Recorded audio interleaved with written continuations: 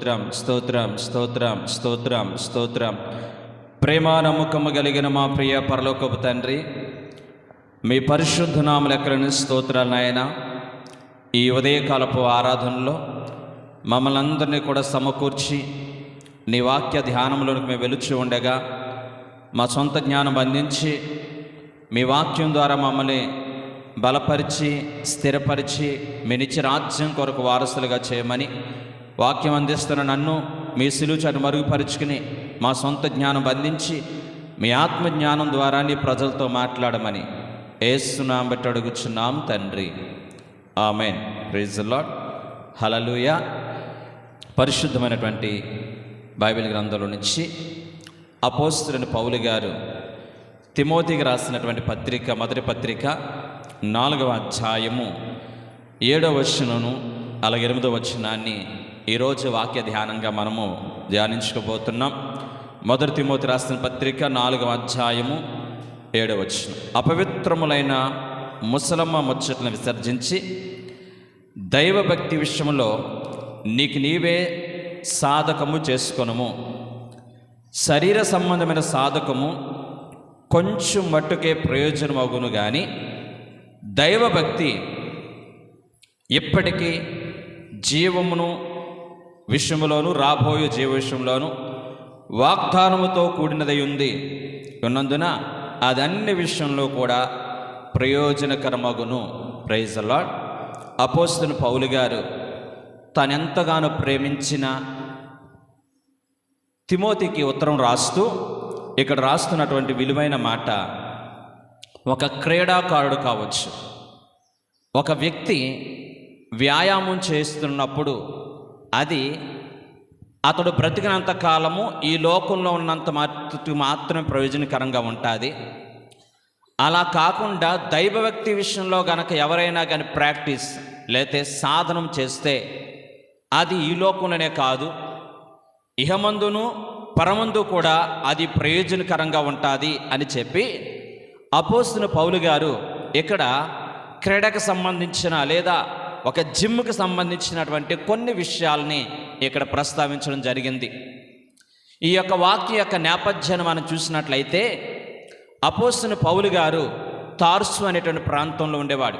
యూదుడు అయినప్పటికీ కూడా ఆ రోజుల్లో రోమా సామ్రాజ్యం అంతటా కూడా ఒలింపిక్స్ అనగా క్రీడలు, ఇది ఏథెన్స్ అనేటువంటి ప్రాంతం, అంటే గ్రీస్ దేశం ఉన్నటువంటి ఏథెన్స్ అనేటువంటి ప్రాంతంలో ఇంచుమించుగా క్రీస్తు పూర్వం 700 సంవత్సరాల క్రితమే ఈ యొక్క క్రీడలు అనేవి, అంటే పూర్వం ఈ గ్రీస్ దేశస్తులందరూ కూడా ఈ క్రీడలు నిర్వర్తిస్తూ ఉండేవారు. కుస్తీ పోటీలు కానీ, పరుగు పందాలు కానీ, రథాలు పందాలు కానీ, ఇలా కొన్ని రకాలైనటువంటి క్రీడలను వాళ్ళు నిర్వహిస్తూ ఉండేవారు. పూర్వకాలం నుంచి కొన్ని 3,000 సంవత్సరాల క్రితం నుంచే ఈ గ్రీస్ దేశంలో కానీ లేదా ఏథెన్స్ అనే పట్టణంలో కానీ ఈ క్రీడలకు సంబంధించినటువంటి అనేకమైనటువంటి పోటీలను వీళ్ళు నిర్వర్తిస్తూ ఉండేవారు. అంటే గ్రీస్ దేశస్థం అంటే క్రీడలకి లేదంటే కనుక ఆటలకి పోటీలకి చాలా ప్రాధాన్యత సంతరించుకున్నటువంటి ప్రాంతం. అపోస్తలుడైన పౌలు గారు కూడా ఆయన జీవించినటువంటి ఆ కాలంలో తార్సు అనే పట్టణం నుంచి కొరింథీ అనేటువంటి ప్రాంతానికి ఇంచుమించుగా 3 సంవత్సరాలు ఒకసారి ఈ పోటీలకు వెళ్తూ ఉండేవారు. చాలా ఆసక్తిని కనుపరుస్తూ ఉండేవారని చరిత్ర చెప్పబడుతూ ఉంది. అలాంటి ఈ యొక్క పౌలు గారు అది మనసులో పెట్టుకుని, అది మనసులో ధ్యానించి, ఒక వ్యక్తి క్రీడల కోసం ఏ విధంగా అయితే కనుక ప్రాక్టీస్ చేస్తాడో, ఏ విధంగా అయితే కనుక క్రమం తప్పకుండా డిసిప్లిన్గా, ఈ రోజున కీబోర్డ్ వాయిస్తున్న తమ్ముడికి ప్రాక్టీస్ అనేది లేకపోతే చక్కగా దానిని వాయించలేరు. ఏ పనైనా కానీ ఒక క్రీడాకారుడు, ఒక క్రికెటర్ కావచ్చు, వాలీబాల్ కావచ్చు, ఏదైనా కానీ ఆ యొక్క పోటీకి వెళ్ళే ముందు కొన్ని దినాల పాటు ఖచ్చితంగా ప్రాక్టీస్ అనేది ఉంటుంది. ప్రాక్టీస్ అనేది లేకపోతే కనుక ఆ వ్యక్తి ఆ పోటీలో ఫెయిల్ అయిపోయే ప్రమాదం ఉంది. ఆ పోటీలో ఓడిపోయేటువంటి ప్రమాదం ఉంది కాబట్టి ఆ యొక్క కప్పు తెచ్చుకోవడానికి లేదా ఆ యొక్క ఆట ఆడడానికి ముందుగా చాలా దినాల పాటు కఠోరమైనటువంటి సాధన అనేది ఉంటుంది. అంటే ప్రాక్టీస్ అనేది ఉంటుంది, డిసిప్లిన్ అనేది ఉంటుంది. ఈ యొక్క డిసిప్లిన్ అనేటువంటి మాట ఎక్కడి నుంచి వచ్చిందంటే కనుక దీనికి ఉన్నటువంటి ఉన్నతమైనటువంటి పేరు గ్రీకు భాషలో జిమ్నోస్ అనే మాట. జిమ్నోస్ అది జిమ్నాస్టిక్ నుంచి వచ్చింది. అంటే జిమ్ అంటారు మన వాళ్ళందరూ కూడా. జిమ్కి వెళ్ళే వాళ్ళందరూ కూడా ఎంత ప్రాక్టీస్ చేస్తారు. జిమ్కి వెళ్ళే వాళ్ళందరూ కూడా శారీరకంగా దృఢంగా ఉండాలని చెప్పి ఉదయాన్నే 4 గంటలు లేచి వాళ్ళు ఏ విధంగా క్రమం తప్పకుండా జిమ్కి వెళ్తారు, ఏ విధంగా ప్రాక్టీస్ చేస్తారు. అలాగే ఒక పని నేర్చుకోవాలన్నా, ఏ ఆట నేర్చుకోవాలన్నా ప్రతి మనిషి కూడా ప్రాక్టీస్ అనేది చాలా అవసరం, సాధన అనేది చాలా అవసరం. ఆ విధముగానే అపోస్తలుడైన పౌలు గారు అక్కడ ఉన్నటువంటి పరిస్థితులు ఇంకా చెప్పాలంటే ఈ తిమోతి గారి యొక్క తండ్రి గ్రీస్ దేశస్థుడు, అతడు యూదుడు కాదు.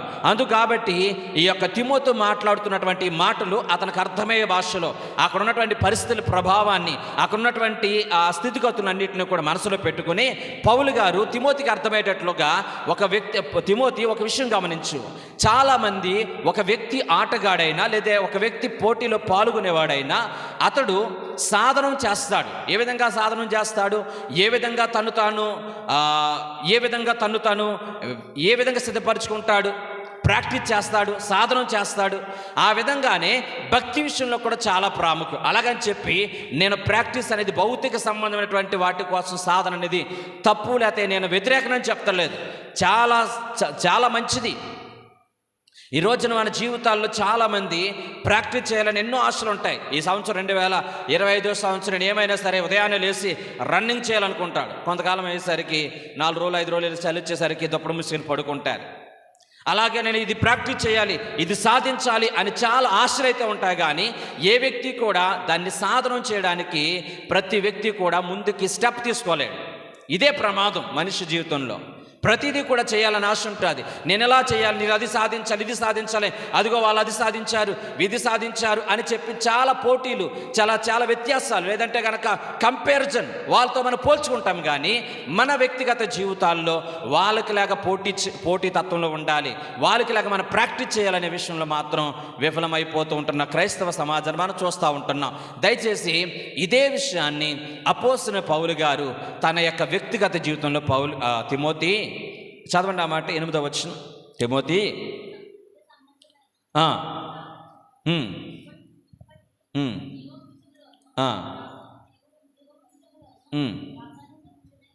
దేవునికి స్తోత్ర, హల్లెలూయా. దైవభక్తి విషయంలో సాధన ఏ విషయంలో అంటే దైవభక్తి విషయంలో అంటే శరీర సంబంధించిన సాధన కొంచెం కాలం మట్టుకే ప్రయోజనం ఉంటుంది. నిజమే. ఈ రోజున చాలామంది మన వ్యక్తిగత జీవితాల్లో మనం చూసినట్లయితే ఈ యొక్క శారీరక సంబంధించిన సాధన కొంతకాలం మాత్రం ఉంటుందంటే వాస్తవాన్ని ఒప్పుకోవాలి. నువ్వు యవనస్తుడిగా ఉన్నప్పుడు చాలా కష్టపడి నేను ఇంచుమించుగా 50-60 కేజీల యొక్క బరువుని సునాయాసంగా మోసేవాడిని. ఇప్పుడు కనీసం 2 కేజీలు మోసుకుని మెట్లు ఎక్కాలంటే కష్టమైపోతుందని బాధపడుతూ ఉంటారు. ఏమైపోయింది శారీరక సంబంధించిన ప్రాక్టీస్? ప్రపంచ ప్రఖ్యాతిగాంచినటువంటి జమైకా అనేటువంటి దేశానికి సంబంధించినటువంటి ఉసేన్ బోల్ట్ అని ఆయన అతి చిన్న వయసు నుంచి కూడా పరుగు పందాల్లో చాలా ఉత్సాహంగా పాల్గొనేవాడు. అతను ఎంత పరిగెట్టేవాడంటే చిరుతుతో పోటీగా పరిగెట్టేంత శక్తి గలవాడని చెప్పి అందరూ మాట్లాడుకునేవారు ఉసేన్ బోల్ట్ గురించి. అతను 100 మీటర్ల దూరం, ఎంతండి, 100 మీటర్ల దూరం 9.58 సెకండ్లు వెళ్ళిపోయాడు. 400 మీటర్ల దూరాన్ని 36.8 సెకండ్లు టైంలో వెళ్ళిపోయాడంట. అంటే ఎంత వేగం వచ్చంటే కన్ను తెరుసు మూసేసరికి అక్కడ ఉంటాడు. అసలు అతనితో పోటీపడి ఎవరో కూడా పోటీపడేవారు కాదు. అతను 31 సంవత్సరం వచ్చి రిటైర్ అయిపోయాడు. ఒక రోజున ఇంటర్వ్యూ చేస్తే అతను ఓపెన్గా తన నోటితో చెప్పాడు, నేను ఒకప్పుడు సింహంతో లేకపోతే పులితో పాటు పరుగులు పెడతానని ప్రపంచం అని చెప్పుకునేది. ఎందుకో తెలియదు, ఇప్పుడు నాకు 39 సంవత్సరాల వయసు వచ్చింది. మెట్లు ఎక్కాలంటే కొంచెం ఆయాసం వస్తుంది. అసలు నేనైనా నా వీడియోలు చూసుకుంటే నేనైనా ఆ విధంగా పరిగెట్టింది, నేనైనా సింహం కంటే వేగంగా పరిగెట్టింది అని చెప్పి ఆశ్చర్యపోతానని చెప్పి ఆయన ఓపెన్గా ఇంటర్వ్యూలో చెప్పాడు. ఈయనే కాదు, ఈ రోజున ప్రపంచంలో పేరు ప్రఖ్యాతులు గాంచిన అనేక మంది క్రీడాకారులు గొప్ప ప్రాక్టీస్ చేసి సాటి లేనటువంటి విజయాలు సాధించిన గొప్ప గొప్ప వారు ఈ రోజున వాళ్ళ జీవితాల్లో వాళ్ళు కలిగి ఉన్నటువంటి ప్రాక్టీస్ అనేది, వాళ్ళు కలిగి ఉన్న సాధన అనేది, వాళ్ళు సాధించిన విజయాలు అనేవి కొంతకాలం మాత్రమే ప్రయోజనకరంగా ఉన్నాయి. తర్వాత మనుషులం కాబట్టి మన జీవితాల్లో మనం పొందుకున్న ఆ ప్రాక్టీస్ ఈ రోజున మనకి ఉపయోగకరంగా ఉండలేదని 100% పౌలు గారు కొన్ని వేల సంవత్సరాల క్రితమే చెప్పిన మాట ఈ రోజున వాస్తవం అనే విషయాన్ని మనందరం కూడా గమనించాలి. శరీర సంబంధమైనటువంటి యొక్క సాధన కొంతకాలం మాత్రమే ప్రయోజనకరంగా ఉంటుంది. ఈ రోజున చాలామంది చెప్పేటువంటి బాధాకర విషయాలు ఇవే. ఒకప్పుడు ఈ విధంగా ఉండేవాడిని, ఒకప్పుడు ఈ విధంగా ఉండేదాన్ని, ఎంత చక్కగా పనిచేసుకునేది, ఎంత చక్కగా ప్రయాసపడేదాన్ని, ఇప్పుడు అదంతా ఏమైపోయిందని చెప్పి అందరూ కూడా బాధపడేది దీనికోసమే. అయితే ఇదే విషయాన్ని మనము భక్తి సాధనానికి అప్లై చేసుకుంటే ఎలా ఉంటుంది, ఇదే విషయాన్ని మనమందరము కూడా భక్తికి గనక ఆపాదించుకుంటే ఎలా ఉంటుంది అనే విషయాన్ని ఈ ఉదయకాల సమయంలో మనం జ్ఞాపకం చేసుకోవడానికి ప్రయత్నించేద్దాం. దేవుని స్తోత్రం. హల్లెలూయా, హల్లెలూయా. రైట్. ప్రతి ఒక్కరము కూడా భక్తి సాధన లేకపోతే ఏది కూడా మనము చేయలేం. సాధన అంటే ప్రాక్టీస్. ప్రార్థన చేయడం ప్రాక్టీస్ ఉండాలి, పాట పాడడానికి ప్రాక్టీస్ ఉండాలి, వాయిద్యాలు వాయించడానికి ప్రాక్టీస్ ఉండాలి, ఉపవాసం ఉండడానికి ప్రాక్టీస్. ఇవన్నీ కూడా సాధన. మన శరీరం ఏమాత్రం కూడా సహకరించదు. క్రమంగా సాధన చేసుకుంటూ ఈ యొక్క బాడీని, ఈ యొక్క శరీరాన్ని దేవుని యొక్క భక్తి విషయంలో ప్రాక్టీస్ చేస్తే, సాధన చేస్తే, జిమ్కి వెళ్ళే వారు ఏ విధంగా అయితే కానీ క్రమం తప్పకుండా ఉదయాన్నే లేస్తారో ఆ విధంగా మనం కూడా ప్రాక్టీస్ చేయగలిగినట్లయితే మనము క్రమంగా భక్తి జీవితాన్ని ఒక ఉన్నతమైనటువంటి స్థాయిలో నిలబెట్టుకోవడానికి అవకాశం ఉంటుంది. తప్ప ఒక భక్తుడు రాత్రి భక్తి పనులు అయిపోయాను, రాత్రి నా మారు మనసు వచ్చేసింది, రాత్రి నా జీవితాన్ని మార్చేసుకున్నాను అని చెప్పుకోవడం అనేది హాస్యాస్పదం. కాబట్టి దయచేసి గమనించండి. అయితే ఈ రోజున చాలామంది క్రైస్తవులు, దేవుని నమ్ముకున్న బిడ్డల యొక్క ఆలోచన విధానం ఎలా ఉంటుందంటే, నేను ఆదివారము 2 గంటల సేపు లేదా ఆదివారం 3 గంటల సేపు వెళ్ళి ప్రార్థనలో కూర్చుని పాటలు పాడి ఆరాధనలో పాల్పొంచి వెళ్ళిపోతున్నాను, ఇది తప్పకుండా చేస్తున్నాను. కాబట్టి ఇది భక్తి సాధనానికి ఒక మెట్ట, ఇది భక్తి సాధనానికి సరిపోయేటువంటి ఒక మెట్ట కానే కాదు. దేవుడు నన్ను కూడా ఒక ఆదివారము లేదా ఒక ప్రార్థన కూటంలో కూర్చుని వెళ్ళిపోవడానికి దేవుడు నన్ను రక్షించలేదు. దేవుడు నీకు నాకు కూడా ఎందుకు రక్షణ ఇచ్చాడంటే, నన్ను కూడా ఎందుకు రక్షించుకున్నాడంటే, దేవుని సన్నిధానికి వచ్చిన ప్రతి ఒక్కరము కూడా ఆ కృపగల దేవుని మనకు యజమానుడిగా భావించుకుని ప్రతి విషయంలో కూడా ఆయనతో ఉన్నత అనుబంధం కలిగి ఉండాలి. ఒక ఆదివారమే కాదు, లేదా ఒక ఉపవాస ప్రార్థనలోనే కాదు, ప్రతిరోజు కూడా ఆయన నీకు నాకు కూడా ఒక యజమానుడిగా చేసుకుని, ఆయన నీకు నాకు కూడా ఒక చక్కని మాస్టర్గా చేసుకుని మన జీవితాల్లో వేసే ప్రతి అడుగు కూడా ఆయన చిత్తానుసారంగా, ఆయనకి ఇష్టమైనట్లుగా మనము మన ప్రయత్నాలు చేయడానికి ప్రాక్టీస్ అనేది చాలా ప్రాముఖ్యం. కాబట్టి ఈ విషయంలో ప్రతి ఒక్కరము కూడా ఈ యొక్క ఉదయకాల సమయంలో ప్రతి ఒక్కరూ ఈ విషయాన్ని గమనించాలి. ఈ రోజున చాలామంది ఎలాంటి వారుగా మారుతున్నారంటే, ఎలాంటి భక్తిని కాపాడుకోవడానికి ఇష్టపడుతున్నారంటే, జస్ట్ పరిసయ్యుల భక్తిని పరిశుద్ధమైన బైబిల్ గ్రంథం ఎలాగా బోధిస్తుందంటే, ధర్మశాస్త్రవాదం. ఏంటండి? ధర్మశాస్త్రవాదం, లీగలిజం, ధర్మశాస్త్రవాదం అంటే గనక, ధర్మశాస్త్రవాదులకు ఉండేటువంటి ఆలోచన విధానం ఏంటంటే, ధర్మశాస్త్రాన్ని పాటించే వారికి ఉండేటువంటి ఆలోచన, ముఖ్యంగా పరిశీలకు ఉండేటువంటి ఆలోచన విధానం. ఈరోజు కూడా ఇన్ని సంవత్సరాలు అవుతున్నప్పటికీ కూడా, ఎంత రక్షణ అనుభవాల్లో నడుస్తున్నప్పటికీ కూడా ఇంకా పరిశీలి లాంటి మనస్తత్వం కలిగిన వాళ్ళు ప్రపంచంలో కోకొల్లలుగా బ్రతుకుతూ ఉన్నారు.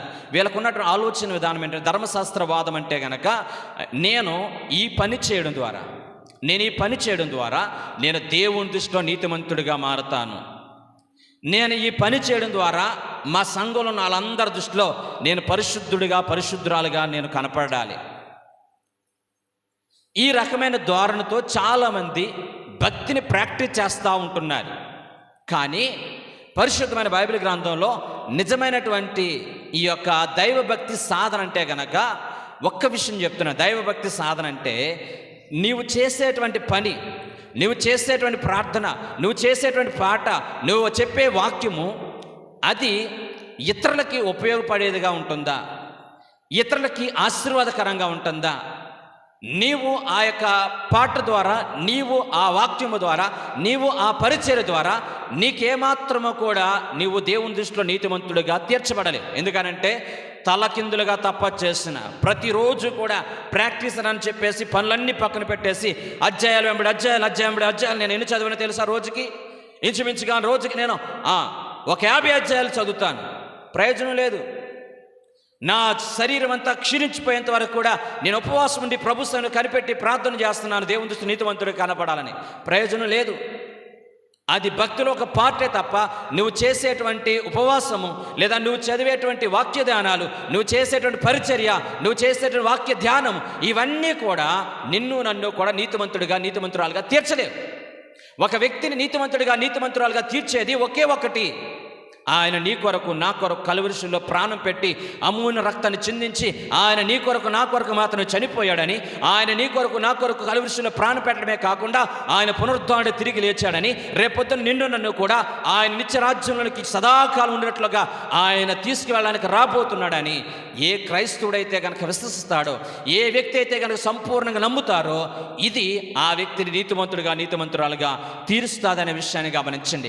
కానీ ఈ రోజున ప్రతి ఒక్కరూ కూడా హైపోక్రసీ, ప్రతి ఒక్కరూ కూడా వేషధారణటువంటి పరిస్థితుల్లో ఈ రోజున దీన్ని ఏమంటారంటే పరిసయ్యులు, లీగలిజం అంటే ధర్మశాస్త్రవాదం అనుకునేటువంటి మనస్తత్వం ఎలాంటిదంటే, ధర్మశాస్త్రవాదులకి భక్తి సాధనలకు ఉండేటువంటి తేడాను ఒక విషయాన్ని గమనించండి.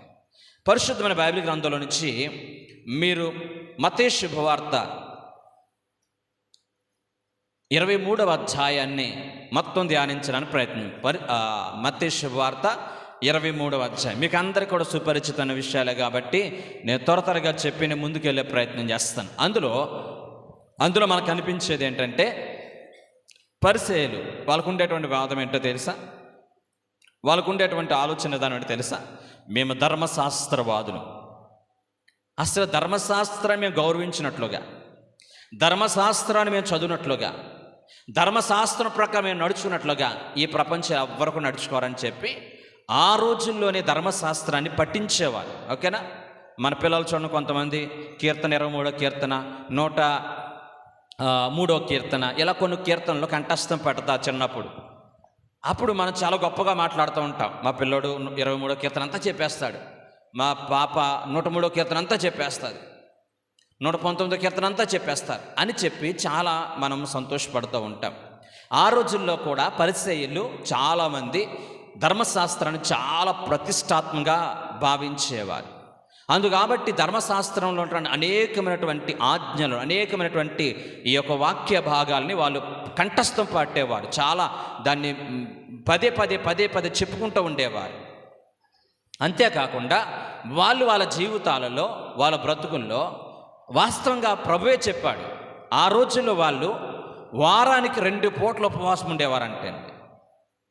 వాళ్ళ జీవితాల్లో వాళ్ళు సంపాదించిన సంపాదనలో జీలకర్ర సోంపులో సహా ఖచ్చితంగా దశమభాగం ఇచ్చేవారు. వారు ఎలాంటి విధముగా భక్తి భావాలన్నీ కూడా పాటిస్తూ ఉండేవారు. కానీ వాళ్ళకున్నటువంటి ఒక బాధాకరమైన విషయం ఏంటో తెలుసా? వాళ్ళకున్నటువంటి ఒక బాధాకరమైనటువంటి పరిస్థితి ఏంటంటే, వారు కలిగి ఉన్నటువంటి ఆ దైవభక్తి, వాళ్ళు చేస్తున్న ఆ దైవభక్తి వాళ్ళ జీవితాల్లో తెలియనటువంటి గర్వాన్ని, తెలియనటువంటి స్వయం స్థుతి.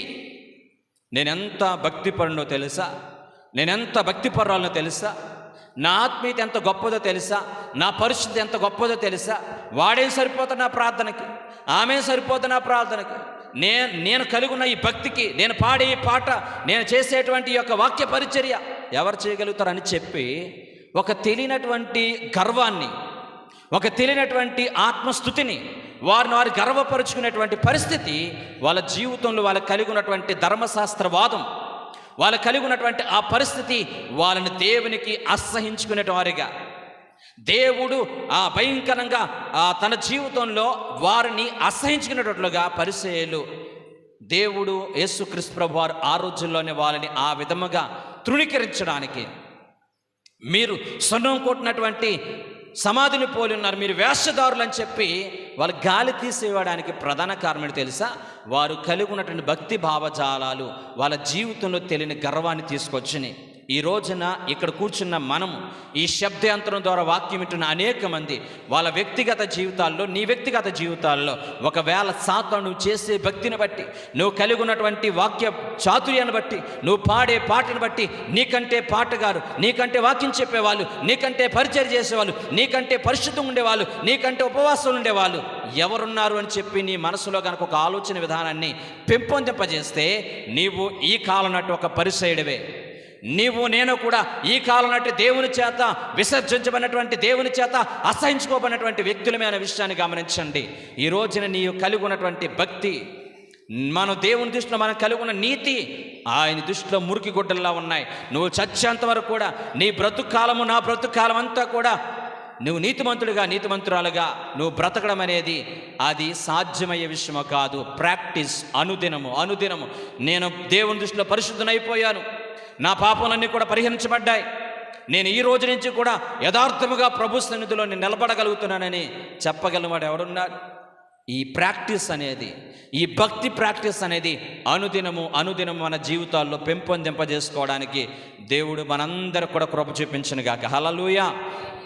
దైవ క్రమశిక్షణ అంటే దేవునితో నడవడానికి ఇష్టపడడం, దేవునితో సహవాసం చేయడానికి, దేవుని యొక్క జ్ఞానం పొందుకోవడానికి, దేవుని యొక్క ఆలోచన ప్రకారం బ్రతకడానికి, దేవుని యొక్క పరిచర్య చేసే మనసు కలిగి ఉండడానికి మనమందరము కూడా మనల్ని మనం సిద్ధపరుచుకునే వారుగా ఉండాలి. ఈ రోజున ప్రాక్టీస్ లేకపోతే మనం ప్రార్థన చేయలేము. 2026 సంవత్సరం జనవరి నెలలో ఎంతమంది ఈ రోజున తీర్మానాలు తీసుకున్నారు? ఉదయాన్నే లెగుస్తాను, ప్రార్థన చేసుకుంటాను, ప్రాక్టీస్ చేసుకుంటాను, నేను 4 గంటలకు అలారం పెట్టుకుంటాను. నువ్వు గమనించు, నీ వ్యక్తిగత జీవితంలో జరిగేటువంటి సంఘటన చెప్తున్నాను. నువ్వు ఇక్కడ అందరూ డ్యూటీలు చేసుకునే వాళ్ళే. ఉదయం 5 గంటలకు ఏ షిఫ్ట్ వెళ్ళాలి. ఏ షిఫ్ట్ వెళ్ళాలంటే కనుక 4 గంటలకి నీ అలారం పెట్టుకుంటావు. ఖచ్చితంగా నీవు లెగిసిపోతావు. సాతాను ఏమాత్రం నిన్ను ఆటంకపరచడు. అది ఆ పెద్ద కష్టమేమి కాదు. లెగిసి తొందరగా డ్యూటీకి వెళ్ళి అంటాడు. అదే గనక నీ వ్యక్తిగత డ్యూటీ లేదు, నువ్వు అనుకున్న రాత్రి పడుకునేటప్పుడు, దప్పుడు ముసుకునేటప్పుడు 4 గంటలు లేసి నేను 600 అయినా 106 అయినా అరగంట సేపు ప్రార్థన చేయాలనుకుంటున్నాను అంట.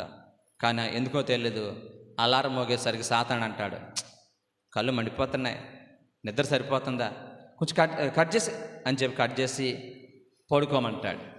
ఎందుకనంటే ఉదయకాలం లేచి ప్రభు సన్నిధిలో ప్రార్థన చేస్తే ఆ ప్రార్థనకు ఉండే శక్తి నీకు తెలియదు, నాకు తెలియదు. అది ఎవరికి తెలుసు? సాతానుకు తెలుసు.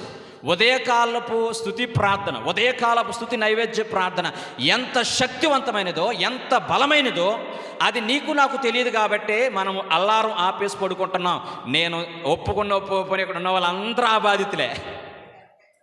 ఇక్కడ ఉన్న వాళ్ళందరూ కూడా అదే ఆలోచనతో ఉండేవాళ్ళు తప్ప ఏ ఒక్కరూ కూడా క్రమం తప్పకుండా ప్రాక్టీస్ చేసి 600 అయినా 106 అయినా నేను 5 గంటలకల్లా మోకాల మీద ప్రార్థనలో ఉంటాననే వాళ్ళు చాలా తక్కువ మంది. ఎందుకంటే ప్రాక్టీస్ అనేది సాతాను చేయనివ్వట్లేదు.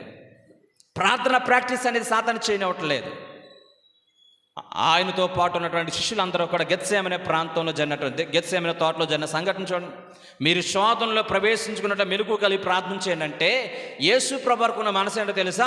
క్రమం తప్పకుండా ఆయన కొండకి వెళ్ళి ఉదయమంతా సువార్త ప్రకటించి సాయంకాలం వేళ రాత్రి వేళ వెళ్ళి ప్రార్థన చేసేవాడు. అది క్రమం, అది ప్రాక్టీస్, భక్తి ప్రాక్టీస్. అది శిష్యులకు చెప్పాలనుకుంటే వీళ్ళ మాత్రం ప్రాక్టీస్ లేదు. కాబట్టి ప్రాక్టీస్ లేకుండా వెళ్ళి చేయగలుగుతారా?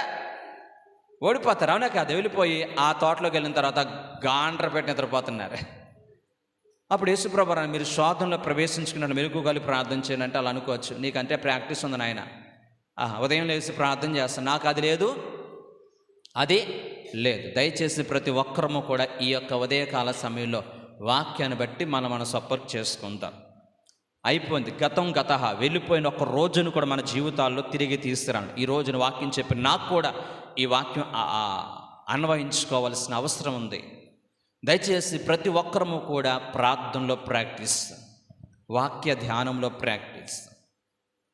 మనుష్యుడు రొట్టె వల్ల కాదు, కానీ ఈ రోజున జిమ్కి వెళ్ళే వాళ్ళందరూ కూడా జిమ్కి వెళ్తే సరిపోదు. ఓకేనా? ఇక్కడ ఉన్నటువంటి యవనస్తులందరూ, తమ్ముడు వెళ్తాడు అనుకోండి, జిమ్కి వెళ్ళే వాళ్ళందరూ కూడా, చాలామంది జిమ్కి వెళ్ళే వాళ్ళందరూ కూడా ఏం చేస్తారంటే ప్రాక్టీస్ చేయడం, జిమ్కి వెళ్ళడంలో పాటు వాళ్ళు చాలామంది ఉన్నారు, మనకు ఫీజు కట్టేయమన్నా జిమ్కి అంటూ ఉంటాను నా దగ్గరికి. నేను అనుకుంటాను వెళ్తావు 2 రోజులు వెళ్ళిన తర్వాత మరలా దుప్పుడు మిస్కేసి పడుకుంటావు అనుకుంటా. అలాగే చేస్తారు మన వాళ్ళందరూ కూడా. అక్కడేమో 4,000 5,000 కట్టే వస్తారు, వీడేమో 3 రోజులు కూడా వెళ్ళడం. ఓకే, జిమ్కి వెళ్ళే వాళ్ళందరూ కూడా ప్రాక్టీస్తో పాటు న్యూట్రిషన్ పాటిస్తారు. అంటే వాళ్ళు మొన్న ఒక అతను చెప్తున్నాడు, నేను రోజుకు 6 గుడ్లు తింటాను. ఎన్ని? 6 గుడ్లు. జిమ్కి వెళ్ళేవాడు అంటే 6 గుడ్లు తినాలంట. అంతేకాకుండా ఇంకేదేదో స్పోర్ట్స్ అనేదో ఉంటాయి కదండి, మొలకెత్తిన గింజలు ఇవన్నీ కూడా తింటారు. ఓకేనా, వాళ్ళ ఆహార నియమ నిబంధనలు కూడా పిస్తా కానీ లేదంటే కనుక జీడిపప్పులు అన్నీ కూడా తింటారు. ఎందుకని? ఒక జిమ్కి వెళ్తే సరిపోద్ది, దానికి సంబంధించిన న్యూట్రిషన్ కూడా లేకపోతే కనుక బలహీనైపోతాడు. అలాగే క్రైస్తవుడు కూడా ఈ యొక్క ప్రాక్టీస్ ఏంటంటే, ప్రాక్టీస్కి వెళ్తున్నప్పుడు ఆహారం కావాలి కదండి, పౌష్టికాహారం. ఆ పౌష్టికాహారం ఎక్కడ దొరుకుతుంది? చికెను మటన్లు తినడం వల్ల దొరుకుతుందా? నిద్ర వస్తుంది. ఎక్కడ దొరుకుతుంది?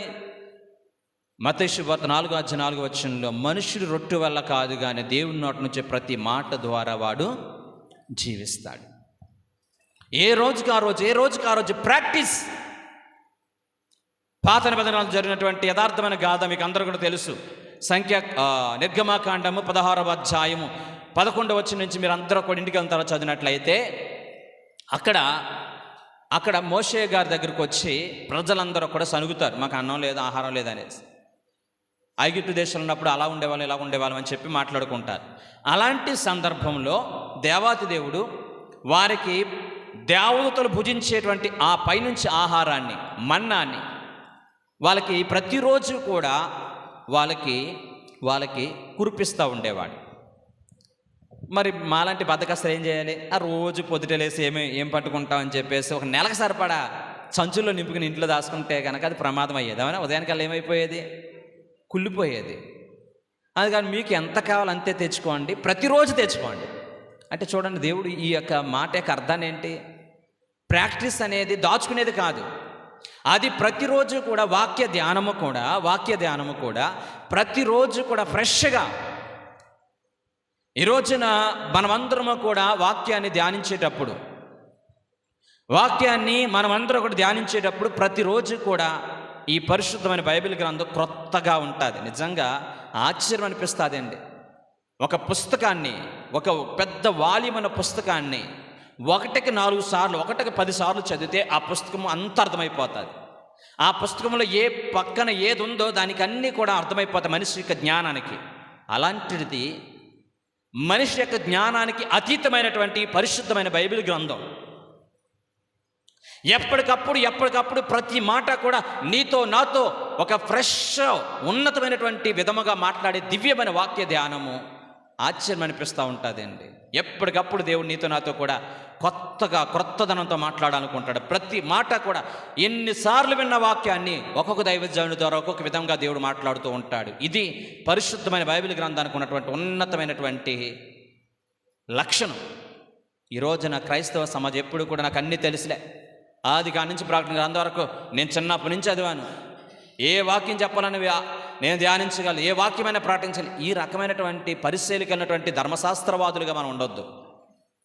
ప్రతి ఒక్కరము కూడా నీకు పరిశుద్ధమైన బైబిల్ గ్రంథం నుంచి నీకు నాకు తెలిసింది సముద్రంలో నీటి బొట్టు అంతా. ఈ విషయాన్ని ప్రతి ఒక్కరూ గమనించాలి, ఈ విషయాన్ని ప్రతి ఒక్కరు కూడా ఆలోచించాలి. కాబట్టి మనకి జిమ్కి వెళ్ళే వాళ్ళు న్యూట్రిషన్ ఏ విధంగా వాళ్ళు పాటిస్తారో అలాగే మనము ప్రాక్టీస్ చేయడానికి నీకు నాకు కూడా బలాన్ని చేకూర్చే దేవుని యొక్క వాక్యం, నీ పాదములకు దీపంగా ఉండే దేవుని యొక్క వాక్యం. కాబట్టి మనం అందరము కూడా దేవుని యొక్క వాక్య ధ్యానాన్ని ఎక్కువ ధ్యానించాలి. రెండోదిగా మనం ఎక్కువగా ప్రార్థన చేయాలి. ప్రాక్టీస్ అనేది ఏంటంటే ప్రార్థన. దయచేసి దేవుని రాకడ బహు సమీపంలో ఉంది. ఈ రోజున చాలామంది కనీసం 10 నిమిషాలు కూడా ప్రార్థన చేయకుండా క్రైస్తవులుగా చాలామంది అయిపోతున్న వాళ్ళు చాలామంది ఉన్నారు.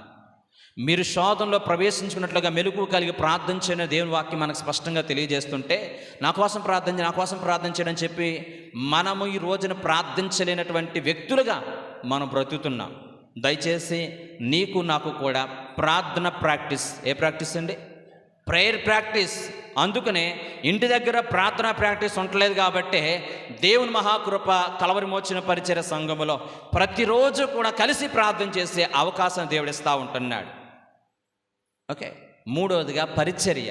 ఏంటండి? పరిచర్య చాలా చాలా ప్రాముఖ్యం. పరిచర్య చేసేటువంటి ఉన్నతమైన లక్షణం మనం కలిగి ఉండాలి.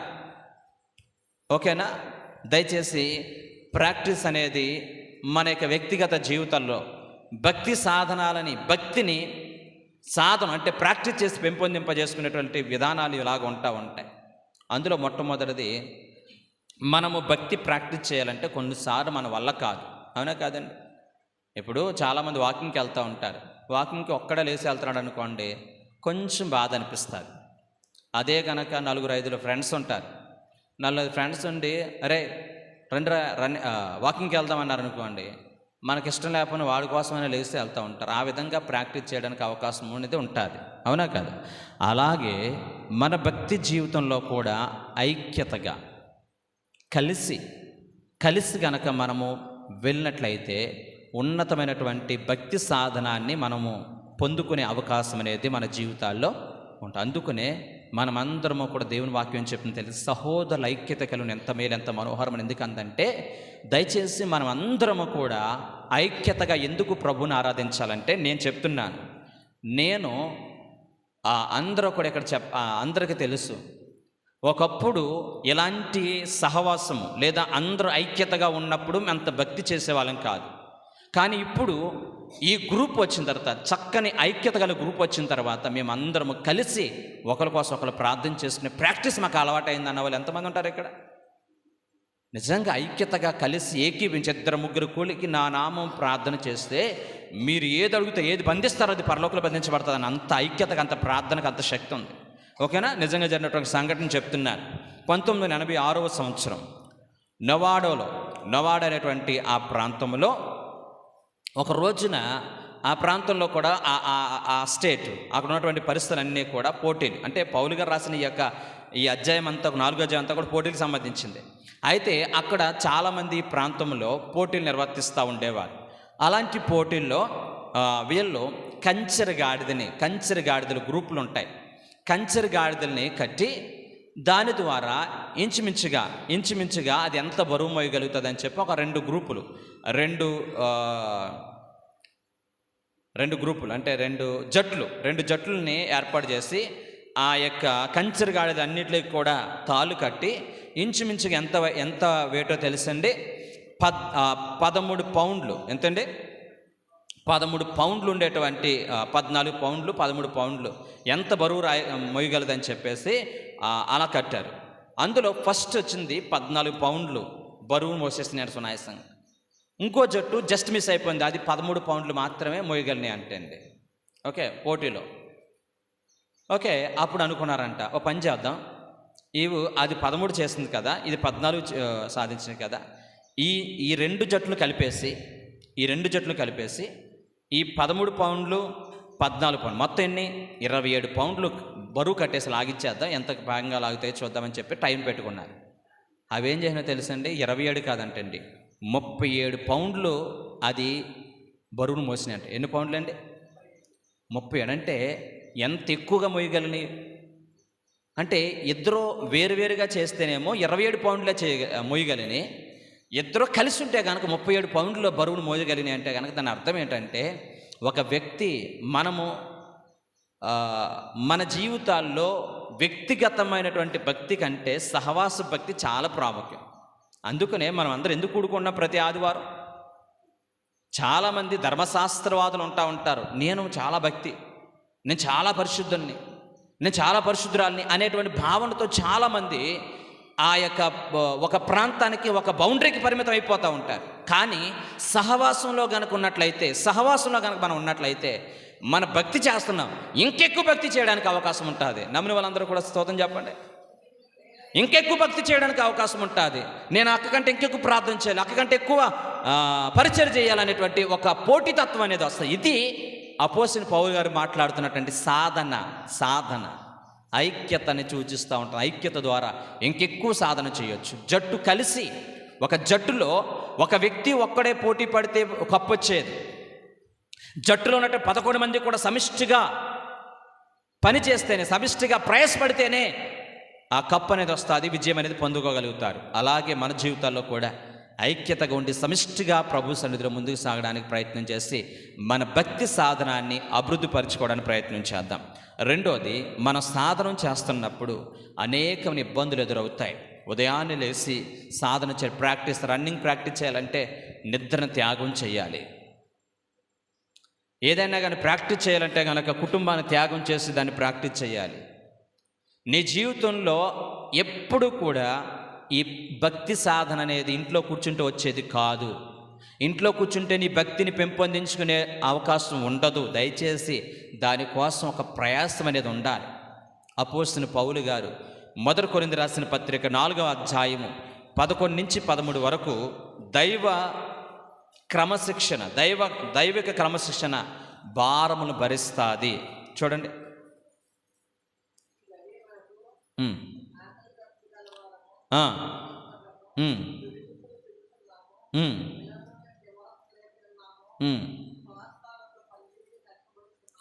దేవునికి స్తోత్ర. హల్లెలూయా, హల్లెలూయా.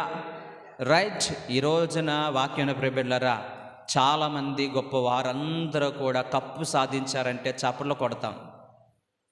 ఏదైనా కానీ ఉన్నతమైన దాన్ని సాధించారంటే చప్పలు కొట్టుకుంటూ మనము గొప్పగా మాట్లాడుకుంటాం. కానీ దాని వెనకాల ఉన్న ప్రయాస, దాని వెనకాల ఉన్న కష్టము, వాళ్ళు ఎన్ని విధాలుగా రోజుకి మనం అందరము కూడా చక్కగా నిద్రపోతూ ఉంటుంటే వాళ్ళు మాత్రం రాత్రింబాగులు ప్రాక్టీస్. ఈ మధ్య క్రికెటర్ ప్రాక్టీస్ గురించి చూస్తే గొలుసులతో కట్టుకుని తాను గాయపరుచుకునేవాడంటే, ఎందుకు నేను ఓడిపోతాను, ఎందుకు నేను సరిగ్గా ప్రాక్టీస్ చేయలేకపోతున్నాను, ఎందుకు నేను రాణించలేకపోతున్నానని తనకు తానుగా ప్రాక్టీస్ చేయడానికి తన శరీరాన్ని ఆయాసపరుచుకున్నాడంటే. ఒక్కరు కాదు, ఇద్దరు కాదు, అందరూ కూడా దేవుని యొక్క పరిశుద్ధమైన సన్నిధానికి వచ్చిన ప్రతి విశ్వాసి కూడా గమనించండి, నీ భక్తి సాధన అనేది ఈజీగా రాదు. దాని వెనకాల గొప్ప ప్రయాస ఉంటుంది. అపోస్తలుడైన పౌలు గారు ఉన్నతమైనటువంటి మాట చెప్తున్నారు. అపోస్తలుడైన పౌలు గారు తన వ్యక్తిగత జీవితంలో ఈ యొక్క గేములో అంటే ఈ యొక్క ఆటలో ద గ్రేట్ ప్లే అంటే గొప్ప ఆటలో అతడు తన జీవితంలో ఎంత బాధపడ్డాడు, ఎన్ని ఇబ్బందులు పడ్డాడో మాటలతో చెప్పను. అదే రాస్తున్న 1 కొరింథీ రాసిన పత్రిక 4వ అధ్యాయం 11. నేను ఆకలి దప్పికలు కలిగి ఉన్నాను, రాత్రింపగలు ఆకలి దప్పికలు ఉన్నాను. నేను కలిగి ఉన్నటువంటి ఏది కూడా నా జీవితాన్ని, నా బ్రతుకుని దేవునికి దూరం చేయలేదు. ప్రాక్టీస్ చేశాను. ఇవన్నీ కూడా ప్రాక్టీస్ చేసి ఈరోజు నీ స్థితిలో ఉన్నాను. పౌలా, తిమోతి, నీవు కూడా ఎలా ఉండాలి? భక్తి సాధన నీకు నువ్వే తీసుకో, నీకు నువ్వుగానే ప్రాక్టీస్ చేయి అని చెప్పి, అంటే ఈ యొక్క ప్రాక్టీస్ అనేది లేకపోతే ఈ సాధన అనేది, భక్తి సాధన అనేది ఒక రోజులో వచ్చేది కాదు. దానికి వెనకాల ప్రయాసం ఉంటుంది. ఏముంటుందండి? ప్రయాసం ఉంటుంది. ఇది కూడా ఒక ఎగ్జాంపుల్ చెప్తున్నాను. బేస్బాల్ ఆటగాడు, ఆయన పేరు గ్రహిగ్ అనేటువంటి ఆటగాడు తన జీవితంలో ఎంత ఉన్నతమైనటువంటి స్థాయికి వచ్చాడంటే, ఇది 1920వ సంవత్సరంలో 30వ సంవత్సరాలు వచ్చేసరికి అతడు తన జీవితంలో 2130 టైటిల్స్ అతను సాధించాడు. అయితే అతను రిటైర్ అయిపోయిన తర్వాత ఒక రోజున హాస్పిటల్కి వెళ్ళాడు. హాస్పిటల్కి వెళ్తే అతని బాడీ అంతా కూడా చెక్ చేశారు. ఎక్స్రే తీస్తే ప్రతి వేలు కూడా విరిగిపోయి ఉందంటే అండి. ప్రతి వేలు కూడా బేస్బాల్ ఆడినటువంటి ఆ కారణాన్ని బట్టి ప్రతి వేలు కూడా ఎక్స్రేలు ఇరిగిపోయినట్టు వచ్చిందంటే అండి. అంటే ఇంత బాధ తన హృదయంలో దాచుకొని, ఇన్ని గాయాలు తన మనసులో పెట్టుకొని, ఆటను మాత్రం గొప్పగా భావించుకుని ప్రాక్టీస్ మానకుండా అనేక టైటిల్స్ అందించాడు 15 సంవత్సరాల పాటు. ఏ రోజుని కూడా నాకు అదిరిగింది, ఇది బాధ, ఎప్పుడు కూడా ఏ విధముగా కూడా అతడు సాకులు చెప్పే ప్రయత్నం చేయలేదు. ఈ రోజున మన జీవితాల్లో కూడా భక్తి సాధన చాలా చాలా కష్టం. నిద్ర త్యాగం చేయాలి, కుటుంబాన్ని త్యాగం చేయాలి. నా సిలువెత్తు నన్ను వెంబడించేవాడు సిలువెత్తుకోవాలి. ఎన్నో త్యాగాలు చేయవలసి వస్తుంది, ఎన్నో కష్టాలు పడవలసి వస్తుంది. భక్తి అనేది ఈజీగా వచ్చేది కాదు. నీ భక్తి వెనకాల నీ భక్తి సాధన వెనకాల ఎంతో విషాదగాథ ఉంటుందండి. మీరు ఎవరైనా కానీ సక్సెస్ఫుల్ పర్సన్, గొప్పోడైపోయాడు, ఈ రంగంలో గొప్పోడు, లేకపోతే ఈ వ్యక్తి ఈ రంగంలో గొప్పవాళ్ళు అని చెప్పి వాళ్ళ యొక్క జీవిత గాథ వెనకాల ఉన్న చదవండి. మనం ఎప్పుడు కూడా టైటిల్ సాధించాడు, కప్పు తీసుకొచ్చాడు, లేకపోతే కనుక అది పొందుకున్నాడు, మంచి ఉద్యోగం సంపాదించి, ఇది మాట్లాడతాము. కానీ దాని వెనకాల ఉన్న కష్టం, దానికి వెనకాల బాధ, దానికి వెనకాల ఉన్నటువంటి విషాదమైనటువంటి చీకటి పరిస్థితులు ఎవరికి తెలుసు? అపోస్తులు అదే అంటారు, రాత్రింబగలు నేను ప్రయాసపడ్డాను ఈ భక్తి గేమ్లో నా జీవితాన్ని ఎంతగా నష్టపరుచుకున్నానో దేవునికి తెలుసు, నాకు తెలుసు. అయినను నేను ఎప్పుడూ కూడా భారంగా భావించలేదు. ప్రాక్టీస్ విడిచిపెట్టలేదు, నేను ముందుకు సాగిపోయాను. అంటే పౌలు గారు మనకి ఏం నేర్పిస్తారంటే, అపోస్తలుడు తిమోతికి మాట్లాడుతున్న మాట ఏంటో తెలుసండి. నీ యొక్క భక్తిని సాధనం చేసుకో, నేను నీకు మాదిరి, నేను క్రీస్తుని పోలి నన్ను పోలి మీరు నడుచుకోండి అంటాడు. ఇది మాదిరి.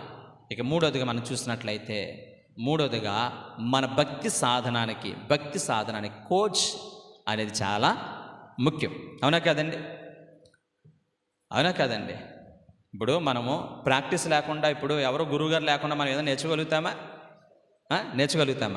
ప్రాక్టీస్కి ఎవరు ఉండాలి? కోచ్ అనేది ఉండాలి. అవునా కదండి? ఎంత గొప్ప ఆటగాడైనా, ఎంత గొప్ప టీం అయినా కానీ ఎవరుంటారు? వాళ్ళకి గురువు ఉంటారంటారా? కోచ్ అనేది ఉంటారంటారా? అర్థమవుతుంది అందరికి కూడా. కోచ్ అంటే ఇది నేర్పించాలనుకోండి ఎవరు ఉండాలి? ఎవరో ఒకరు గురువు గారు ఉండాలి. అలాగే మన భక్తి జీవితాల్లో కూడా మనకు కూడా ఒక కోచ్ అనేది ఉండాలి. ఎవరు ఉండాలండి? కోచ్ అంటే కనుక ఒక లీడర్. ఏంటండి? ఒక లీడర్, లేకపోతే ఒక అధికారి. మనకు అధికారి ఎవరు? దేవుడే అధికారి. అవునా కాదండి? తర్వాత నాలాంటి సేవకులు కూడా మీకు ఒక గైడెన్స్గా ఉండాలి. అవునా కాదండి? గైడెన్స్గా లేకుండా అసలు నేను ఎవరికి అక్కర్లేదు, నా భక్తి నాదే అసలు అన్నట్టుగా ఉన్నామనుకోండి, మనం ఎక్కువ కాలం చేయలేము. అవునా కాదండి? ఎంత గొప్ప ఆటగాడికైనా కానీ మీరు అర్థం చేసింది, ఈరోజు వాక్యం అంతా కూడా క్రీడలే. గ్రీస్ దేశంలో అందరూ కూడా ఆటలు బాగా ఆడుతూ ఉండారు. అందుకని పౌలు గారికి ఇవన్నీ తెలుసు కాబట్టి ఈ విధంగా మాట్లాడుతూ ఉంటారు. సో కాబట్టి మనం గమనించండి, ఈ రాత్రి ఉదయకాల సమయంలో కోచ్ అనేది చాలా చాలా ప్రాముఖ్యం. అలాగే నా వ్యక్తిగత జీవితాలలో దేవుని యొక్క వాక్యాన్ని బోధించడానికి, నన్ను ఒక నిత్య రాజ్యాన్ని సరిదిద్దడానికి గమనించండి, పరిశుద్ధాత్మ మన కోచ్గా ఉండాలి. నీకు ఇచ్చినటువంటి దైవ సేవకుని ఆలోచన ప్రకారం బ్రతకడానికి ప్రయత్నం చేయాలి. దేవుడే నీకు యజమానుడిగా ఉండాలి. దేవాతి దేవుని యొక్క ఆలోచన ప్రకారంగా మనం నడవాలి, మన జీవితాల్లో నిర్ణయాలు తీసుకోవాలి. కానీ దయచేసి నీకు నాకు కూడా ఈ భక్తి సాధనానికి కోచ్లు మాత్రం చాలా చాలా ప్రాముఖ్యం. ఈ రోజున క్రైస్తవ సమాజం ఎలా అయిపోయిందంటే కనుక, నాకు అన్నీ తెలుసు వాక్యంలో, ఇంట్లోనే ప్రార్థన చేసుకుంటున్నాం, నాకు బైబిల్ గురించి అన్నీ తెలుసు అనేటువంటి ధోరణితో బ్రతుకుతుంది. అది చాలా తప్పు.